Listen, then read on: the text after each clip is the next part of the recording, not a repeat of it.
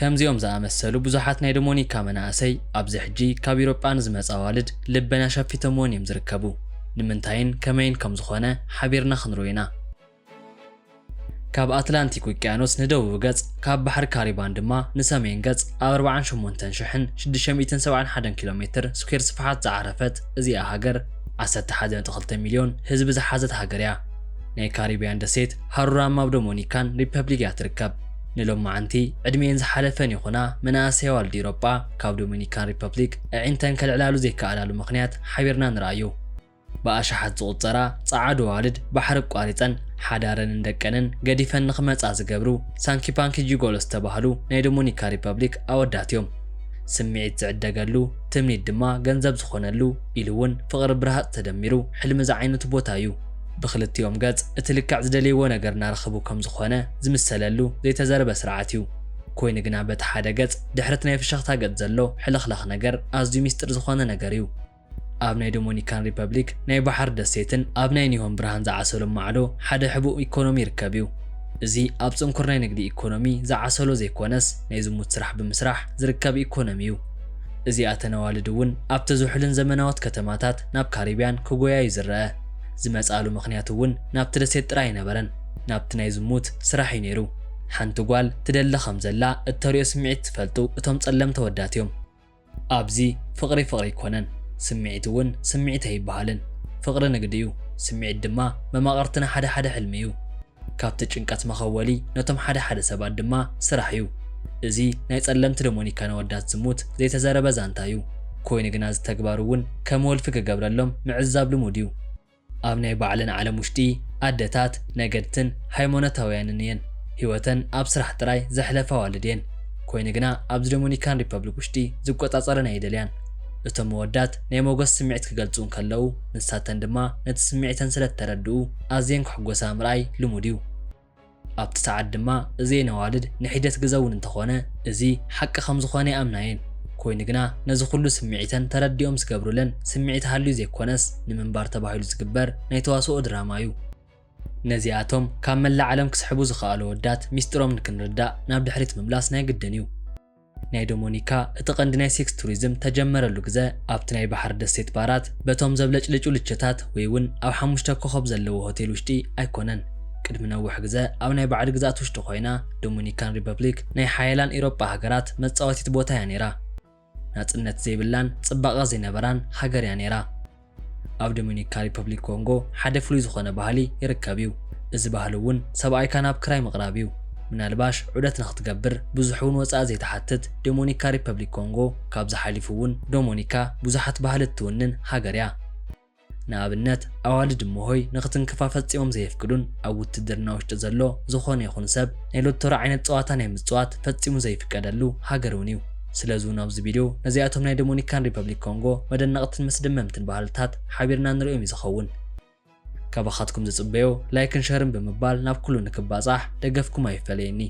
ክሳብ መፈጸምታ ዛንታ ድማ ሰናይ ጻንሒት።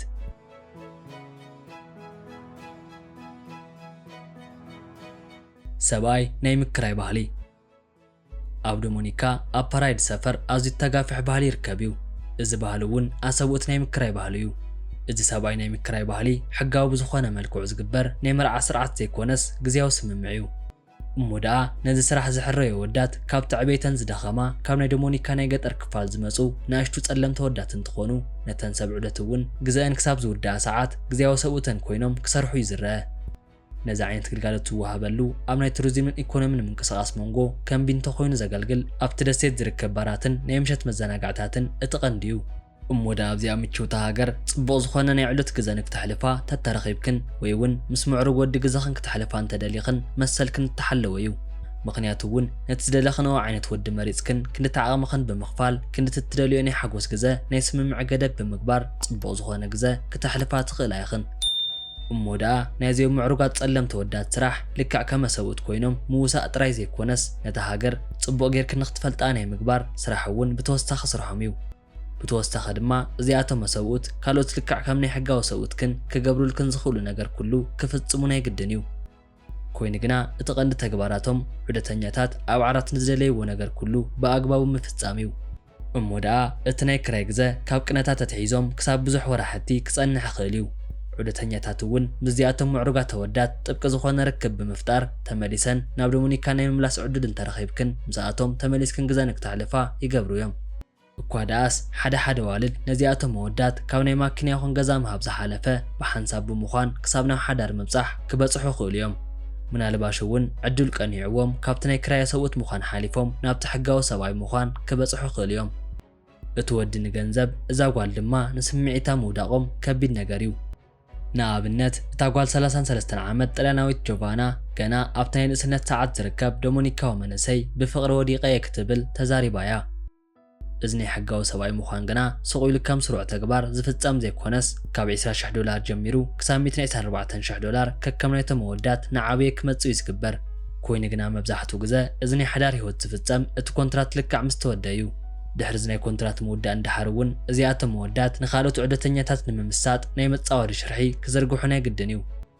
ኣብዚ ሕጂ ሰዓት እዚ ናይ ሰብኡት ኪራይ ብሕጊ ጽላል ዘይግበረሉ ብምዃኑ ምኽንያት እተን ኣዋልድ ይኹና እቶም መወዳት ናብ ዝኸፍአ ሓደጋ ዘቃልዕ እዩ ነይሩ። እኳ ደኣስ ኣብ 2023 ኣብ ናይ ዓለም ናይ ቱሪዝም ማሕበር በቲ ዘቐረበ ሪፖርት እዚ ናይ ሰብኡት ክራይ ንግዲ ቀጥታ ብዘይኮነ መገዲ ንናይ ዶሚኒካ ሰፈር ዕብየትን ኣብታ ሃገር ነቲ ናይ 30% ናይ ጂዲፒ ዕብየት እጃም ከም ዘለዎ ተገሊጹ እዩ። ንስኻትኩም ከ ብዛዕባ ናይዚ ክራይ ሰብኡት እንታይ ሓሳብ ኣለኩም? ኣብ ናይ ኮመንት ቦታ ግደፉለይ። ካብ ናይ ቤት ትምህርቲ ቁጥሪ ዝዛየደ ናይ ሰብ ሓዳር ዝሙት ኣብ ናይ ዶሚኒካ ሕጊ መሰረት ኣካልካ ምሻጥ ብሕጊ ክልኩል እዩ። ኮይኑ ግና እቲ ሕጊ ወላ እኳ ተጸደቐ ብትካል ደረጃ ነዚ ሕጊ ተኸታቲሉ ናብ ቅጽዓት ዘቕርብ ዝኾነ ይኹን ናይ ሕጊ ትካል የለን። እዚ ኩነታት ዶሚኒካ ናይ ሰብ ኣካል ዝሽየጠላ እታ ቀንዲ ከተማ ክትከውን ኣኽኢልዋ እዩ። ኣብቲ ተገብረ ጽንዓት እውን ካብ 30,000 ንላዕሊ ዝኾነ ወዳት ኣብዚ ስራሕ ተሳተፍቲ ኮይኖም እዮም ዝርከቡ። እዚኣተን ሰፈራት እቲ ልዑል ናይታ ሃገር ኣታዊ ፍልፍል ኮይኑ እዩ።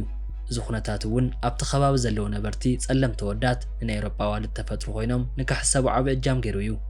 ብኸምዚ ምኽንያት እውን ተፈላለዩ ናይ ገበን ተግባራት ብልዑል ደረጃ ኣብቲ ነዋልድ ክፍጸም ጸኒሑ እዩ። ኣብዚ ኩነታት እውን ናሃትኩም ርእቶ እንታይ ይመስል? ኣብ ናይ ኮመንት ቦታ ግደፉለይ። ኣብ ዶሚኒካ ባህላዊ ክዳውንትን ምስ ማሕበረሰቦም ዝኸይድ ክዳን ምግባር ዓቢ ቦታ ዝወሃቦ ጉዳይ እዩ። ብኸምዚ ሕጊ ምኽንያት ዝኾነ ይኹን ዶሚኒካዊ ነቲ ዝኽደንዎ ክዳን ዘለዎም ክብርን ናይ ማሕበረሰቦም ኖር ክሕልው ዝገብር እዩ። እሞ ደኣ ኣብ ናይ ዶሚኒካ ሪፐብሊክ ናይ ባህሊ ሚኒስተር ኣብ 2024 ኣብ እተገብረ ናይ ዳህሳስ መጽናዕቲ ካብ 87% ንላዕሊ ዝኾኑ ናይ ዶሚኒካ ዜጋ ባህላዊ ናይ ክዳን ስርዓት ከም ዘኽብሩን ከም ዝኽተሉን ኣረጋጊጹ እዩ። ኣብ ናይ ጾታዊ ርክብ ጉዳይ ዘየካብዱ ናይ ዶሚኒካ ወዳት ዶሚኒካ ካብ ነዊሕ እዋን ኣትሒዙ ክሳብ ሕጂ ግዜ ትፍለጠሉ መሳጢ ብዝኾነን ናይ ዑደተኛ ቃልቦ ብዝሰርቕ መገዲ ብናይ ምሸት ግዛ እዩ። እዚ ኣብ ዓለም ዘለዉ ዑደተኛታት ኣቓልቦ ክስሕብ ዝኸኣለ ናይ ምሸት ክለባት፣ ባራትን ናይ ለይቲ ዕዳጋታትን ኣብ ዶሚኒካ ሪፐብሊክ ከተማ ደሚቕ ዝኾነ ድባብ ፈጢሩ እዩ። እሞ ደኣ ነዚ ናይ ዶሚኒካ ናይ ምሸት ህይወት ንምርኣይ ዕድል እንተረኺብኩም እዚኣተን ከተማታት ኩል ግዜ ብዑደተኛታት ተጨናነቓን ብዝተፈላለዩ ናይ መዘናግዒ ዓይነታት ደመቕቲ ከተማታት እየን። ብዝበለጸ ደሴት ዶሚኒካ ድማ ናይ ሓጢያት ከተማ ብዝብል እያ ትፍለጥ። ኣብታ ከተማ ዝርከቡ ወዳት ጥራይ ዝባኖም ኮይኖም ብዘርኢ ክዳውንቲ ማዕሪጎም ኣብ ጎደና ክትዕዘብዎም ምስ ዝኾነ ይኹን ዑደተኛ ጽቡቕ ዝኾነ ናይ ፍቕሪ ግዜ ንካሕልፉ ድልዋት ምዃኖም ምስ ትዕዘቡ ክትድነቑ ትኽእሉ ኢኹም። እዚ ኩነታት ምናልባሽ በቶም ሓደሽቲ ዑደተኛታት ሓድሽ እኳ እንተኾነ ናይታ ከተማ ተቐመጥቲ ግና እዚ ናይ መዓልታዊ ህይወቶም እቲ ሓደ ኣካል ክኾን ክኢሉ እዩ። ኣብ ዶሚኒካ ናይ ኩሉ ዓይነት ናይ ሙዚቃ ጣዕሚ ዘስደምሙ ናይ ሙዚቃ መድረኻት፣ ክለባትን ባራትን ብበዚሖም ዝርከቡ እዚኣቶም እውን ኩል ግዜ ነቲ ምሸት ምዕሩግ ክኸውን ዝገብሩ ምዃኖም ኢሉ እውን ካብቲ ናይ መዘናግዕን ሪላክስ መግበርን ገጸ በረኸት ብተወሳኺ ኣብቶም ዑደተኛታትን ዜጋታትን መንጎ ብዘሎ ኩነታት ልዑል ዝኾነ ናይ ባህሊ ምልውዋጥ ንክህሉ ዝገብር እዩ። ካብዚ ብተወሳኺ እውን ናይ ዶሚኒካ ወዳት በቲ ዘለዎም ቁመናን ጽባቐን እቲ ተፈላጥነቶም ዛይዱ እዩ። እዚ ኩነታት እውን ብብዙሓት ሰባት መስደመሚ ክኾን ገይርዎ እዩ። ዶሚኒካውያን ወዳት እውን ዝኾነ እትኹን ሰብ ዑደተኛ ከፊላ ግልጋሎት ክትረክብ ንእትኽእል ሰብ ድሌታ ንክህብዋ ድልዋት እዮም።